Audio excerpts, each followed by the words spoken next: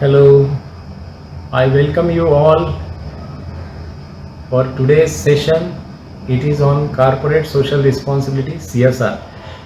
CSR के बारे में ढेर सारी जानकारी आज हम हासिल करेंगे और पूरा सेक्शन 135 जो है उसका इम्पोर्टेंट सेक्शन है.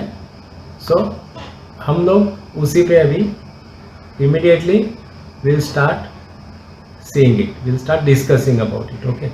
Section 135 of the Companies Act 2013 deals with corporate social responsibility. अभी corporates में हमने यहाँ पे corporates का जिक्र किया है. corporates यहाँ पर है, corporates है वो every company. corporate means company, social, community interest and responsibilities, कुछ ड्यूटीज है. एवरी कंपनी का कुछ गोल होता है. प्रॉफिटेबिलिटी तो एंगल होता ही है उसका, प्रॉफिट तो उसको कमाना होता ही है. साथ में क्या देखना है उसने, साथ में देखना है सोसाइटी का इंटरेस्ट. सोसाइटी का इंटरेस्ट क्या है? Welfare, welfare of the society. मतलब कुछ अच्छी बातें सोसाइटी के लिए करना है. ये क्या है, फिर ड्यूटीज में आ गया, रिस्पॉन्सिबिलिटी हो गई. पहले ये वॉलेंट्री था, मतलब ठीक है हो जाएगा और करते हैं लोग, करते थे, कर रहे हैं, करते थे. बट इसके अलावा इसको एक स्टैट्यूटरी ऑब्लिगेशन बना दिया है. तो अभी ये स्टैट्यूटरी ऑब्लिगेशन कंपनीज एक्ट 2013 से ये स्टैट्यूटरी ऑब्लिगेशंस भी हो गया है और 2022 तक इसमें कुछ अमेंडमेंट्स भी आए हैं, वो भी हम देखेंगे. सो अभी हम इम्पोर्टेंट प्रोविजंस पे फोकस करेंगे सेक्शन 135 के. सेक्शन 135 ऑब्जेक्टिव्स सोशल, एक ही बात है. ऑब्जेक्टिव्स की जब बात हम करते हैं तो इसमें बेटरमेंट ऑफ सोसाइटी, जो भी सोसाइटी के लिए जो भी अच्छा करना है वो स्टेप्स लेने के हिसाब से अपने प्रॉफिट का कुछ पार्ट कंपनी को स्पेंड करना है. सिग्निफिकेंट माइलस्टोन्स में जो इवोल्यूशन हुआ है 2009 से CSR में, कॉर्पोरेट सोशल रिस्पॉन्सिबिलिटी में, वो 2022 तक वो है. सो वो एक सिग्निफिकेंट स्टेप्स इसमें आई है, बहुत सारी प्रोविजंस आई है, वो हिसाब से है. हमें देखना है legal provisions and applicability of CSR. इसमें क्या मेन इसका फीचर क्या है. इसमें देखिए अभी विच companies qualify for CSR, which companies qualifies for CSR, right. So which companies qualify? Now अगर हम तीन क्राइटेरिया की बात करें तो ये तीन क्राइटेरिया यहाँ पर दिए हैं. एक तो है 1000 करोड़ का, एक 500 करोड़ का, एक 5 करोड़ का. ये तीनों को हम अभी देखेंगे. इसमें section 135 of the companies act provides that, section कहता है कि the CSR provisions will be applicable to every company which fulfils any of the following conditions. और इम्पॉर्टेंट फैक्टर है during the immediately preceding financial year. जो अभी पिछला साल तुरंत खत्म हुआ है, वो पिछला साल में ये तीन कंडीशन अगर कंपनी फुलफिल करती है तो वो CSR को अट्रैक्ट करेगी, मतलब CSR को क्वालिफाई करेगी. तो इसमें company having net worth of ₹500 crore और more, company having turnover of ₹1000 crore और मोर, और having net profit of ₹5 crore और मोर. ये तीन क्राइटेरिया जो है इसके, ये मायने रखते हैं. ये तीनों क्राइटेरियाज मायने रखते हैं. सो अगर ये कंपनीज ये तीनों में से एक क्राइटेरिया फुलफिल करती है, मान लो कंपनी ने 6 करोड़ का प्रॉफिट किया है इमीडिएटली प्रीसीडिंग फाइनेंशियल ईयर में, तो भी ये अप्लाई हो जाएगा, CSR क्वालिफाई हो जाएगी वो company. Then holding and subsidiary company के बारे में ये है कि holding and subsidiary company, because holding है, कंपनी है, सब्सिडरी है. अगर कोई कंपनी क्वालिफाई हुई है CSR के लिए, लेकिन वो सिर्फ होल्डिंग है, वो सिर्फ होल्डिंग कंपनी या सब्सिडरी है उसकी, तो that is not the criteria. Every company, मतलब उस कंपनी ने भी वो अगर तीन क्राइटेरियाज 500 CR के, 1000 CR के और 5 CR के जो हमने एक मेंशन किए हैं, नेटवर्क, टर्नओवर और नेट प्रॉफिट, इसको अगर क्रॉस किया तो यस ये कंपनी भी अट्रैक्ट करेगी, ये कंपनी भी क्वालिफाई हो जाएगी CSR के लिए। New company which has not completed 3 years, अगर कोई कंपनी है जो 3, इधर में हम कह रहे हैं कि any of the following condition during the immediately preceding financial year, ठीक है। अभी इसमें कोई भी कंपनी जिसने 3 साल पूरे नहीं किए, if the company has not completed 3 financial year since income, then also it is eligible, then also CSR provisions will be applicable to the company. अगर 2 साल पुरानी कंपनी है लेकिन ये क्राइटेरियाज फुलफिल कर रही है, नेटवर्थ 500 CR और मोर, टर्नओवर 1000 CR और मोर, और नेट प्रॉफिट 5 CR और मोर, तो वो अट्रैक्ट हो जाएगा। CSR एक्टिविटीज़ क्या है? अभी हमने इधर बात की, हमने ये बताया कि CSR क्वालिफाई होना क्या है। CSR क्वालिफाई होना मतलब कॉर्पोरेट सोशल रिस्पॉन्सिबिलिटीज का जो ऑब्लिगेशन है, जो लॉ ने ऑब्लिगेशन जो कास्ट किया है, जो लॉ ने ऑब्लिगेशन जो ड्यूटी दी है, आप अगर ये 3 चीज़ें कोई भी कंपनी लास्ट ईयर में इमीडिएटली प्रीसीडिंग फाइनेंशियल ईयर में कंप्लाई करती है, फुलफिल करती है क्राइटेरिया, तो वो उसको जो है वो जो एक नेट प्रॉफिट का परसेंटेज है, जैसे अभी 2% है एवरेज नेट प्रॉफिट, वो हम अभी उस पर आएंगे, we will discuss about it. So वो पर्टिकुलर प्रोविजन जो है, particular part of that profit will be distributed, will be spent on CSR activities. और CSR एक्टिविटीज़ क्या है? ये है CSR एक्टिविटी। ये कैसे है? ब्रॉड बेस्ड है और ये एग्जाम्पल के तौर पे है। शेड्यूल 7 में डिटेल में एक शेड्यूल दिया हुआ है, उसमें CSR एक्टिविटीज़ आर मेंशन, वो पढ़ना ज़रूरी है, वो पढ़ लेना चाहिए जब भी एग्ज़ाम में जाते हैं, तो पढ़ना ज़रूरी है, ताकि द सोल पर्पज़ इज इसका पर्पज़ क्या है? जो एक्टिविटीज़ इसमें है वो सोसाइटी के वेलफेयर रिलेटेड है। सो प्रमोटिंग हेल्थ केयर है, इरेडिकेटिंग पॉवर्टी है, प्रमोटिंग एजुकेशन है, एम्पावरमेंट ऑफ वीमेन है, चिल्ड्रन का वेलफेयर है, और नेचुरल हेरिटेज को प्रोटेक्ट करना है, और PM नेशनल रिलीफ फंड या PM केयर्स फंड को कंट्रीब्यूट करना है। Apart from that there are some certain funds, वो फंड्स की भी हम बात करेंगे, कौन से फंड्स हैं, 5 या 6 फंड्स जो है वो विल डिस्कस। तो अभी जो CSR एक्टिविटीज़ की हम बात कर रहे हैं, नंबर 1 तो एक कंपनी है, एक कंपनी ने पिछले साल एक तो प्रॉफिट किया होगा, टर्नओवर क्रॉस किया होगा, या नेटवर्थ क्रॉस किया होगा। नेटवर्थ 500 करोड़ के ऊपर होगा, टर्नओवर 1000 करोड़ के ऊपर होगा, या 5 करोड़ के ऊपर नेट प्रॉफिट होगा इमीडिएटली प्रीसीडिंग फाइनेंशियल ईयर में, तो उसको CSR एक्टिविटीज़ पे स्पेंड करना पड़ेगा। वो कितना स्पेंड करना पड़ेगा, वी आर गोइंग टू सी, अभी हम देखेंगे। CSR डेफिनेशन, अभी ये यहाँ पे अगर शेड्यूल 7 अगर हमने देखा, तो शेड्यूल 7 क्या कहता है? इन एक्टिविटीज़ पे स्पेंड करना है, CSR अमाउंट इन एक्टिविटीज़ पे स्पेंड करना है।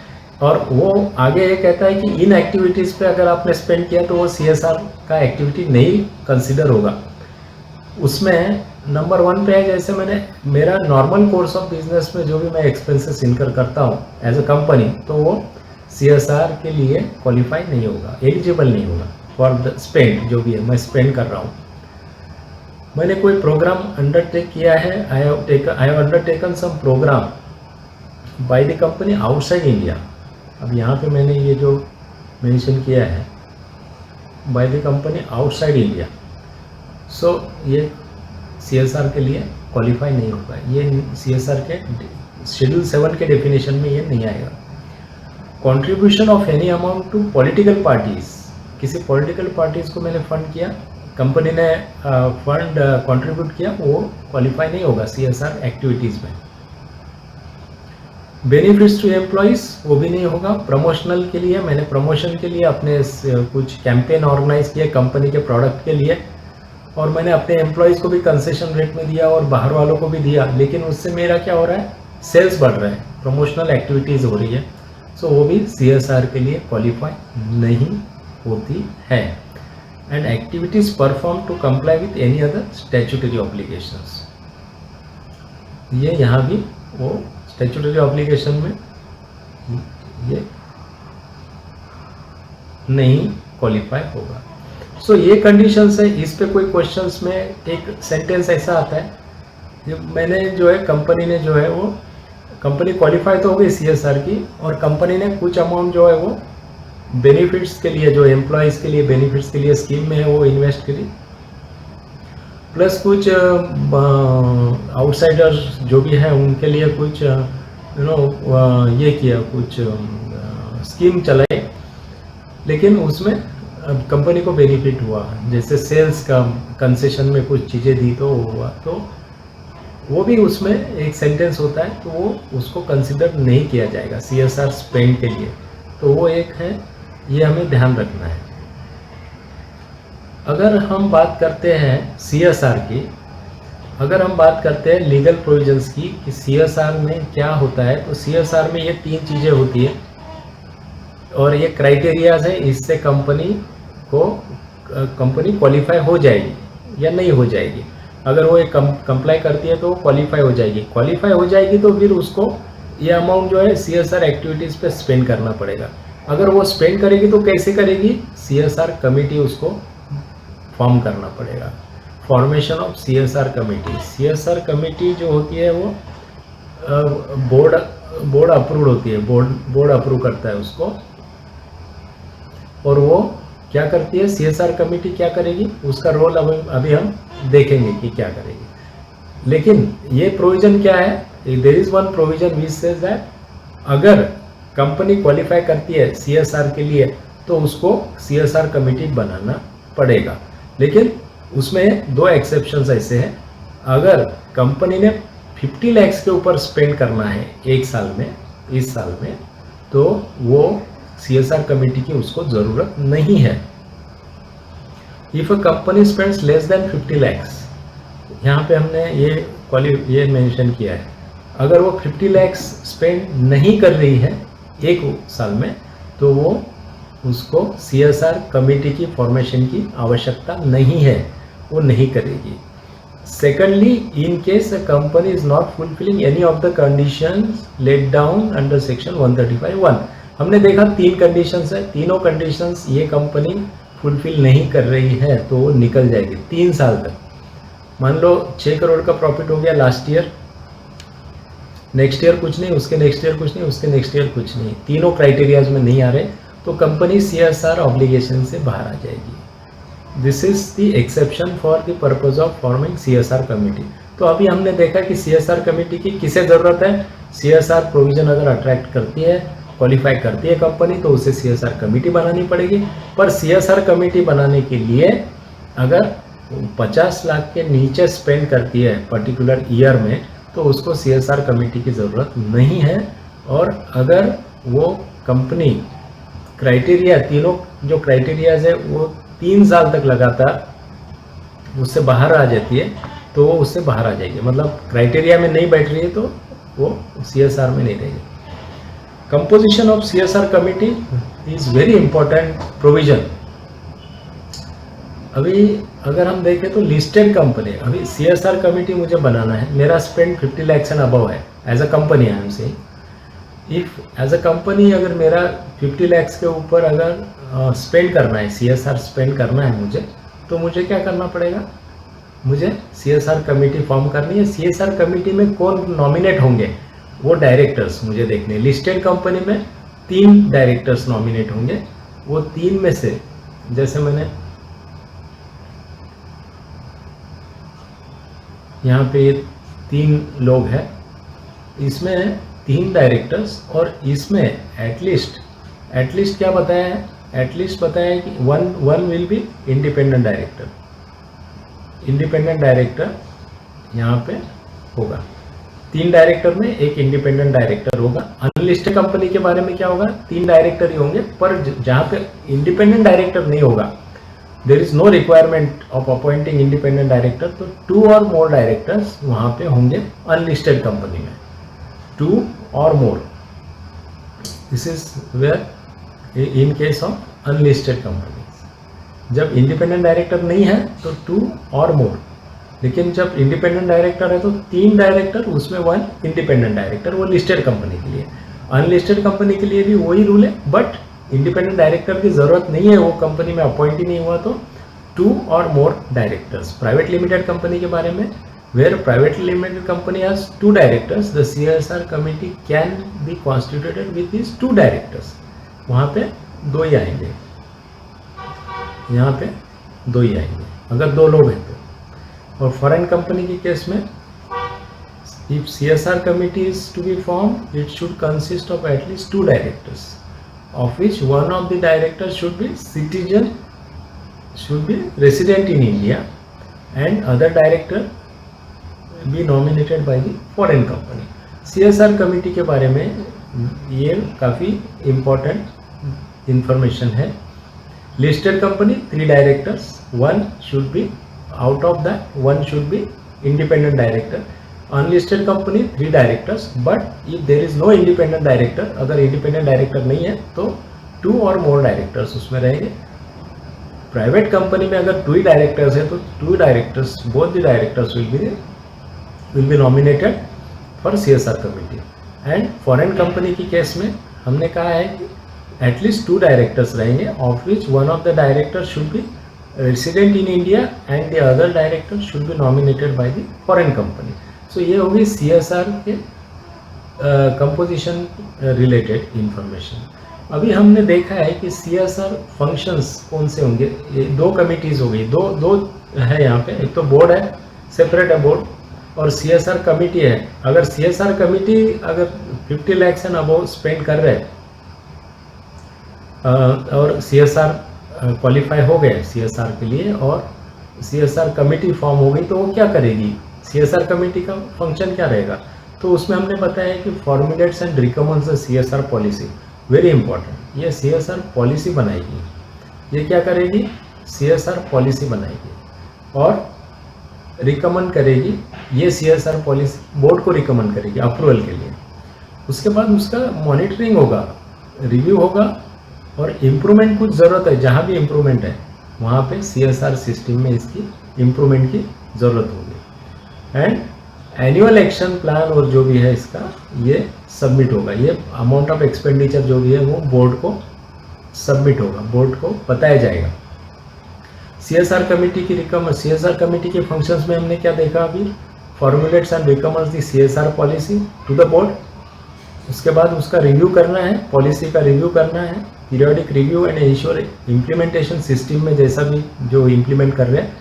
And then annual action plan देना है, एक्सपेंडिचर का इंफॉर्मेशन जो भी एक्सपेंडिचर के डिटेल्स और प्लान ऑफ जो भी देना है वो बोर्ड को देना है। अब बोर्ड का एंड देन बोर्ड का फंक्शन है, board is functioning like it approve the CSR policy, CSR policy approve करेगा बोर्ड। देन इम्प्लीमेंटेशन के लिए भी देखेगा कि किस तरह से अच्छी तरह से इसको इम्प्लीमेंट किया जाए। एंड फॉर्मुलेशन एग्जीक्यूशन जो है वो सभी आएगा उसमें। एंड इन्वॉल्वमेंट सभी का हो, ऑल स्टेक होल्डर्स का, ये board will look into that. So अगर हम बात करेंगे बोर्ड की, तो बोर्ड को तो अप्रूव करना है CSR पॉलिसी और इम्प्लीमेंटेशन पे ध्यान देना है, इम्प्लीमेंटेशन की तरफ देखना है। एंड किस तरह से ये डेवलपमेंट सिस्टम जो है वो कैसे डेवलप हो, CSR system with in the company, किस तरह से उसको प्रॉपरली एग्जीक्यूट किया जाए ताकि कोई डिफॉल्ट में नहीं आए। सो दिस इज अबाउट, ये हमने अभी बात करी है फंक्शंस एंड रिस्पॉन्सिबिलिटीज़ को लेके। अभी इम्प्लीमेंटेशन की बात हम करते हैं। CSR एक्सपेंडिचर और इम्प्लीमेंटेशन तो 2 काफ़ी महत्वपूर्ण बातें इसमें आती है। एक तो ये है कि CSR क्वालिफाई हो गई कंपनी, एक तो ये है। बाद में हमने CSR कमेटी फॉर्म करी। CSR कमेटी अगर फॉर्म नहीं करी तो बोर्ड करेगा, जो भी काम है 50 लाख से नीचे है तो board will see that, and 50 lakh के ऊपर है तो CSR कमेटी हो जाएगी। अभी ये तो हो गए, अभी इसके आगे उसको स्पेंड कैसे करेंगे और कौन सा अमाउंट स्पेंड करेंगे। तो उससे पहले इम्पॉर्टेंट ये है कि CSR एक्सपेंडिचर क्या है। जो हम बोल रहे हैं कि CSR क्वालिफाई हो गई है कंपनी, CSR क्वालिफाई हो गई कंपनी मतलब क्या है, फिर उसका ऑब्लिगेशन क्या है। तो उसका ऑब्लिगेशन ये है कि every such company shall ensure that it spends in any financial year कितना, एनी फाइनेंशियल ईयर एटलीस्ट 2%। यहाँ पर हम देख रहे हैं At least 2% of average net profits of the company made during the 3 immediately preceding years. Very important provision. At least 2% of average net profits of the company made during 3 immediately preceding financial years. इस साल का 6 करोड़ है, पिछले साल का 4 करोड़ था और उसके पिछले साल का 3 करोड़ था. 3, 4 और 6, 13 crore divided by 3 will be the 2% of average net profits of the company made during the 3 immediately preceding financial year. ये एग्जाम्पल था. So it depends on company's actual net profit. Okay. और नेट प्रॉफिट कैसे calculate करना है वो भी next इसमें है, नेक्स्ट पेज पे वो भी आएगा. सो अगर कोई कंपनी 3 साल कंप्लीट नहीं करती है इनकॉर्पोरेशन से, जो कि हमने शुरुआत में भी देखा, तो भी वो क्वालिफाई करेगी CSR के लिए, अगर वो 3 कंडीशन फुलफिल करती है. ठीक है. So if the company is fulfilling 3 conditions, then also अगर वो 3 साल कंप्लीट नहीं करते तो भी क्वालिफाई करेगी. The company is required to ensure that administrative overheads जो स्पेंड करते हैं हम लोग CSR इम्प्लीमेंटेशन के लिए, जो भी स्पेंड होगा अमाउंट, वो 5% से ज़्यादा नहीं होना है. 5% of total CSR expenditure of the company for the financial year. ये बात उसमें ध्यान में रखना है. 5% का सीलिंग है उसके लिए. और 35(5) के हिसाब से at least 2% of average net profits of the company made during the 3 immediately preceding years. So ये यहाँ पे 2% का क्राइटेरिया है. 2%. Now modes of incurring CSR expenditure देखते हैं. अभी हमने देखा CSR एक्सपेंडिचर. इम्प्लीमेंटेशन की बात करें तो ये इम्प्लीमेंटेशन कैसे होगा. मान लो मेरे पास 2% मैंने निकाल के रख दिया. Okay. Now CSR implementation and CSR modes of incurring CSR expenditure, ये देख लेंगे हम किस तरह से इसको हम स्पेंड कर सकते हैं. CSR expenditure can be spend in multiple modes. इसमें एक्टिविटीज रूट अगर हम देखें तो बात करें तो एक्टिविटीज रूट जो है वो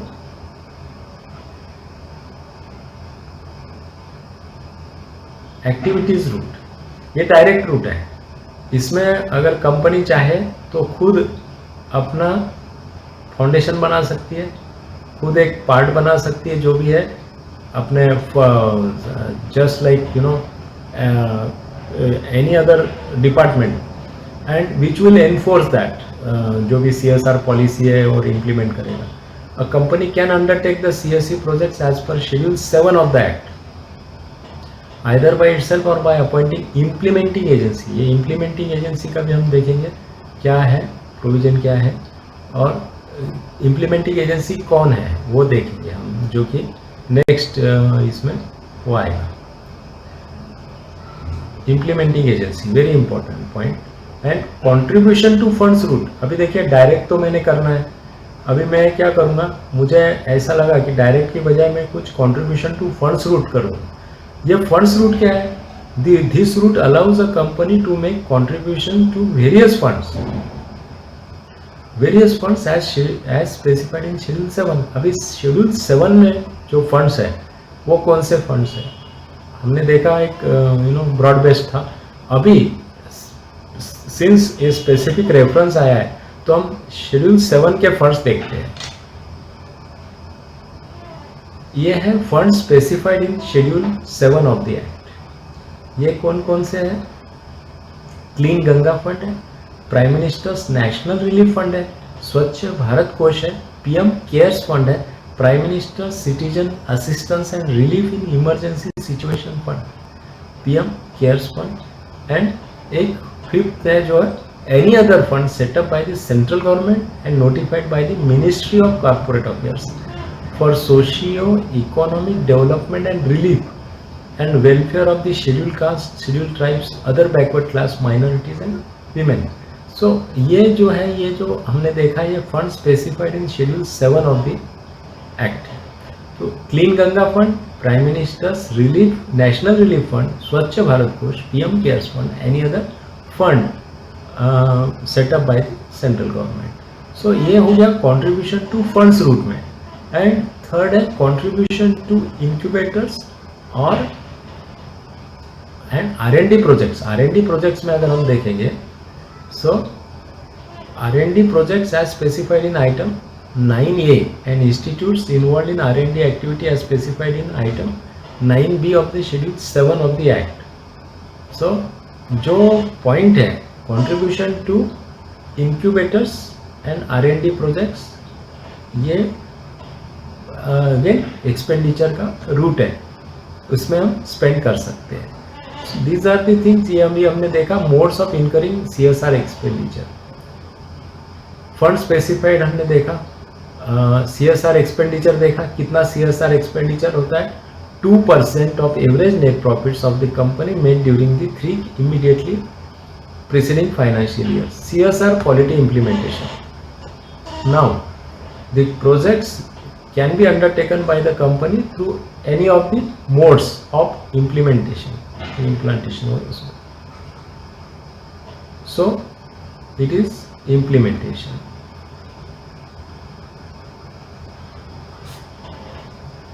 By company itself, company खुद करे, in collaboration with one or more companies as specified under sub-rule 4 of Rule 4 through eligible implementing agency. ये important है, ये भी मैं अभी आपको explain करूँगा. We are going to explain, okay? We are going to study it. We are going to see it, how it is. A company, there are now 4 things are there. Eligible implementing agencies regarding a company established under section 8 of the act or registered public trust or registered society registered under section 12A and approved under 80G of the income tax act. Okay, established by the company either singly or along with any other company. Section 8 company act है, registered public trust है या registered society है जो कि income tax में approved है और establish किया है कंपनी ने खुद या किसी दूसरे कंपनी के थ्रू. सेकंड है दूसरी इम्प्लीमेंटिंग एजेंसी के बारे में बात करें तो company establish under section 8 of companies act और रजिस्टर्ड ट्रस्ट और registered society establish by the central government और स्टेट गवर्नमेंट. सेंट्रल गवर्नमेंट या स्टेट गवर्नमेंट ने अगर ये कंपनी बनाई है, सेक्शन 8 की या ट्रस्ट बनाई है, रजिस्टर्ड सोसाइटी बनाई है. देन स्टैट्यूटरी बॉडीज, ये भी एक है, any entity established under an act of parliament or state legislature. And other bodies में company established under section 8 जो कि हम देखे अंडर सेक्शन 8 में हमने देखा है सेंट्रल गवर्नमेंट ने किया होगा या स्टेट गवर्नमेंट ने फॉर्म किया होगा या फिर कंपनी ने खुद किया होगा या किसी दूसरी कंपनी ने किया होगा. Section 8 registered public trust and societies and registered societies. ये these things are again coming but having an established track record of at least 3 years in undertaking similar activities, ये इसमें ऐड हुआ है. So ये अगर हम देखें तो ये इसमें एडिशन है. अगर वो कंपनी अगर गवर्नमेंट से नहीं है लेकिन है रजिस्टर्ड है 80G में उसको अप्रूवल है तो and having an established track record of at least 3 years. So ये जो है ये CSR पॉलिसी इम्प्लीमेंटेशन में आएगा. These are the things which are important. First देखा हमने नेट प्रॉफिट का. जहाँ तक बात है नेट प्रॉफिट कैलकुलेट करना है तो 198 सेक्शन जो है कंपनीज एक्ट का वो इम्प्लीमेंट होगा, उसको माना जाएगा. For the purpose of section 135 of the companies act the net profit shall be profit calculated as per provisions of section 198 of the act. 198 of the act यहाँ पर देने की ज़रूरत नहीं या समझने की ज़रूरत नहीं है, वो सेपरेट है. उसके अंदर जो भी कैलकुलेशंस करके because there are many items listed out there, तो उसके हिसाब से अगर हम देखेंगे सो उसमें काफ़ी कुछ अकाउंटिंग डिटेल्स है. What is important here is that 198 के हिसाब से जो प्रॉफिट आ गया है उसको लिया है हमने कंसिडर किया है, that will be taken as a net profit here. Profit before tax है तो it is consider for computation of net profit under section 132। उसको कंप्यूट करने के लिए profit before tax is considered for calculation of net profit. जो भी net profit calculate करेंगे हम लोग वो कैसा होगा, प्रॉफिट बिफोर टैक्स वाला होगा, वो पहले वाला नहीं होगा। प्रॉफिट बिफोर टैक्स होगा, प्रॉफिट आफ्टर टैक्स नहीं होगा। नेट प्रॉफिट में it does not include any profit arising from any overseas branch और branches of the company. It does not include any dividend received from other companies in India which need to comply with CSR obligations. A foreign company covered under CSR rules. Net profit means the net profit of such foreign company as per balance sheet and profit and loss account prepared in accordance with clause A of section 1 of section 381 with section 198. So ये अभी हम देखेंगे, ये इसको हम देखना है because these two things are very important. Section 381 and 198. 198 तो हमने देखा है, 198 तो that is for Indian company, but it says that you have to think of, you have to consider 198 as well as that account should be prepared in accordance with clause A of subsection 1 of section 381. So we are considering both the sections for this purpose, for the purpose of calculation of net profit. Another important aspect is treatment of unspent CSR amount. CSR qualify हो गए, 2% net profit निकाल दिया, implement करना है, लेकिन अभी हम नहीं कर पा रहे हैं या हमें करना है, अभी हमारे पास है, उसकी अकाउंटिंग कैसी करना है वो देखना है। तो ट्रीटमेंट ऑफ अनस्पेंट CSR अमाउंट दो भागों में इसको हमने डिवाइड किया है। एक है जो ऑनगोइंग प्रोजेक्ट के लिए है। ऑनगोइंग प्रोजेक्ट मीन्स कोई जैसे कि बिल्डिंग का काम चल रहा है जो कि चैरिटी के लिए, जो भी ये शेड्यूल 7 एक्टिविटीज़ में जो काम है, जो एक्टिविटीज़ है उसी के लिए कुछ बिल्डिंग कंस्ट्रक्शन का काम 2 से 3 महीना चलेगा, 2 से 3 साल चलेगा। ये कोई प्रोजेक्ट है जो CSR एक्टिविटीज़ में है वो 2 से 3 साल का समय लेगा। सो उसे हम ऑनगोइंग प्रोजेक्ट कहेंगे, मल्टी ईयर प्रोजेक्ट, वो हम अभी बात करेंगे इसके बारे में। और बात कर ही लेते हैं ऑनगोइंग प्रोजेक्ट का मतलब क्या है। Ongoing project means a multi year project undertaken by a company in compliance of its CSR obligation within 3 years। So ये इसे हम कहेंगे ongoing project. Okay, so ongoing project है तो इसमें क्या करना है, the company is required to transfer the unspent amount relating to an ongoing project within a period of 30 days। 30 दिन में अनस्पेंड अमाउंट जो है वो स्पेशल अकाउंट में ट्रांसफर करना है। वो शेड्यूल बैंक्स में एक स्पेशल अकाउंट ओपन करना है, अनस्पेंड CSR अकाउंट, उसमें वो अमाउंट 30 दिन के अंदर ट्रांसफर करना है और ये अमाउंट 3 साल के अंदर उसको CSR पे स्पेंड करना है, CSR एक्टिविटीज़ पे स्पेंड करना है। इसके बाद अगर वो 3 साल में प्रोजेक्ट कंप्लीट नहीं हुआ या कुछ वजह से तो वो अमाउंट स्पेंड नहीं हुई 3 साल में, तो जो अमाउंट बची है या जो अमाउंट स्पेंड नहीं हुई, अनस्पेंड अमाउंट, वो कहाँ जाएगी, वो होगी if the company does not comply with the requisition mention in A above, it should transfer such amount to a fund specified in schedule 7 of the Companies Act within a period of 30 days from the date of completion of 3rd financial year। इसका मतलब काफ़ी clear है, 30 days यहाँ भी है, 30 days ऊपर भी था, लेकिन वो 3 साल के लिए था।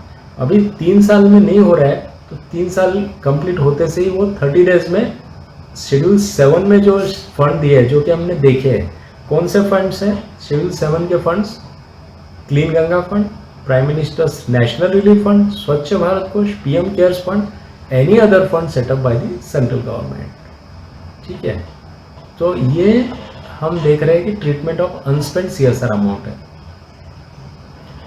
Related to ongoing project. अभी not relating to ongoing project, ये ऑनगोइंग प्रोजेक्ट नहीं है तो क्या करना पड़ेगा, जैसे ही क्वालिफाई हुआ, अमाउंट आई, नेट प्रॉफिट कैलकुलेट किया, नेट प्रॉफिट की अमाउंट आ गई, the company shall transfer the unspent amount not relating to an ongoing project to funds specified in schedule 7 within a period of 6 months.